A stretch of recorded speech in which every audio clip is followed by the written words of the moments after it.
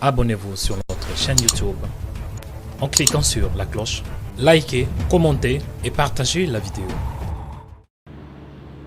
Le constructeur automobile français Renault envisagerait de fermer 4 sites en France, dont celui de Flins qui assemble la voiture électrique Zoé et la Nissan Micra.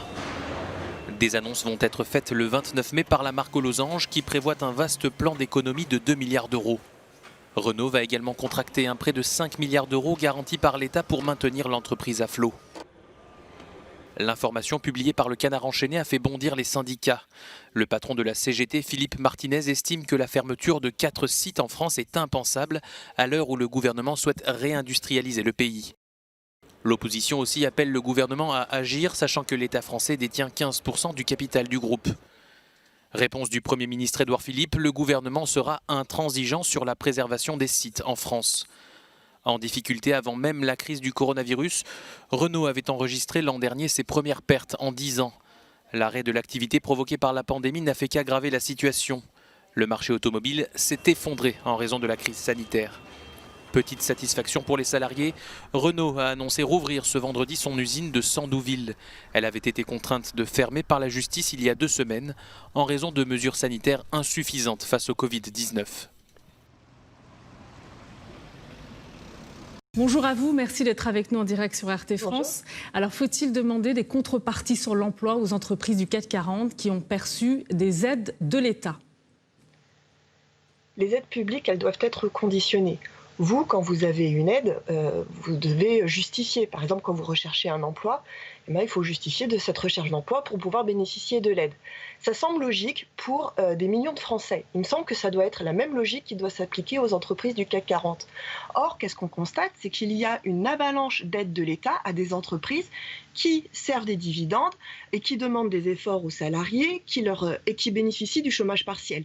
Des exemples, il n'y en a pas un, il n'y en a pas deux, il y en a plusieurs. Il y a Danone, Orange, Capgemini, bref, on pourrait faire une liste. Et là, ce qu'on apprend, c'est que maintenant, on a carrément des entreprises qui vont faire, grâce à ces aides publiques, vont faire financer des plans de licenciement. C'est le cas de Renault, comme vous le disiez, mais c'est aussi le cas de Cadengie, le cas d'Air France. Donc on voit que ces aides, l'État sauve les lobbies, mais ne sauve pas les entreprises. Et ça, c'est un problème. En parlant de suppression d'emplois, les syndicats de Renault, mais aussi d'Air France, de Engie, sont inquiets d'éventuelles suppressions, justement, à l'issue de cette crise. Vous pensez qu'ils ont raison de l'être? Bien sûr. On va prendre le cas de Renault. Renault, c'est 5 milliards que l'État va leur prêter. Alors qu'on sait que c'est une entreprise qui emploie des milliers d'intérimaires, que c'est une entreprise qui a servi des milliards pendant les 6 dernières années. C'est une entreprise qui ne respecte pas les règles sanitaires et on apprend qu'elle va fermer 4 usines. Mais ce sont des charognards qu'on a en face. Pourquoi doit-on accepter cela ? Les restructurations, on voit qu'elles vont être uniquement là pour préserver les profits et non pas pour préserver les emplois. Et ça, on ne peut pas accepter ça, on ne doit pas accepter ça. Parce que la variable d'ajustement, dans leur logique, ça a toujours été les emplois. Non, aujourd'hui, la variable d'ajustement, ce sont les profits, ce sont les actionnaires. On voit que lorsque tout va bien, lorsque la bourse va bien, les profits, ils se les gardent. Aujourd'hui, si la bourse va mal, leur logique, c'est toujours de socialiser les pertes. Privatiser les profits, socialiser les pertes, on ne doit plus répondre à cette logique-là. Aujourd'hui, la logique, elle doit être différente. Parce qu'il faut faire différemment. Et il y a d'autres façons de faire aussi.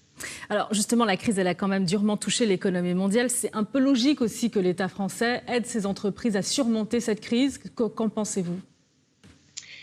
Il y a d'autres façons de faire, je vous le disais. C'est bien sûr que oui, que l'État doit aider les entreprises, mais il doit apporter des conditions écologiques, parce que ces entreprises doivent être accompagnées vers la reconversion, des conditions sociales, aucun licenciement boursier, ça me semble logique, et également des conditions financières, c'est-à-dire que cet argent ne doit pas être là pour financer les actionnaires, ni verser des salaires mirobolants au PDG. Ça, ce sont des conditions. Mais maintenant, il faut aussi une planification. Et cette planification, l'État se refuse à la faire parce qu'on sait très bien que quand on fait une planification, la première chose que vous servez en premier, c'est l'intérêt commun. Quand on fait une planification, on est là pour organiser. Et la planification, vous savez, ça n'a rien de bolchevique, hein. La France l'a déjà fait, y compris d'ailleurs pour l'automobile. En 1945, la France avait une planification, un plan uniquement dédié à l'automobile. Ça s'appelait même le plan Ponce.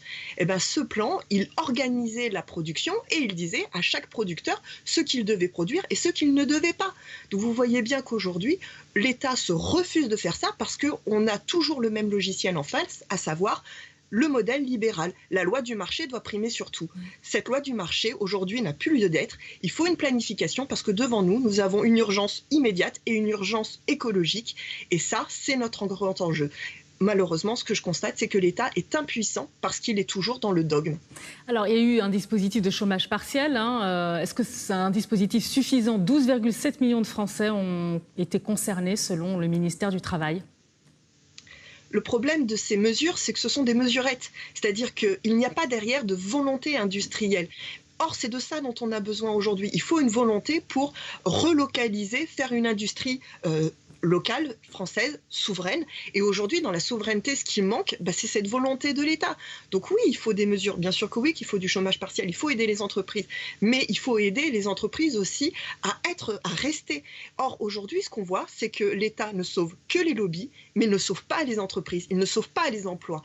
Il ne dit toujours rien sur le versement des dividendes aux actionnaires. Il ne dit toujours rien sur les salaires mirobolants. Et c'est bien ça le problème. C'est qu'on n'a pas une véritable volonté de sauver l'emploi en France. Merci beaucoup à vous, Julie Garnier. Je rappelle que vous êtes oratrice nationale de la France Insoumise. Merci d'avoir été en direct avec nous sur RT France.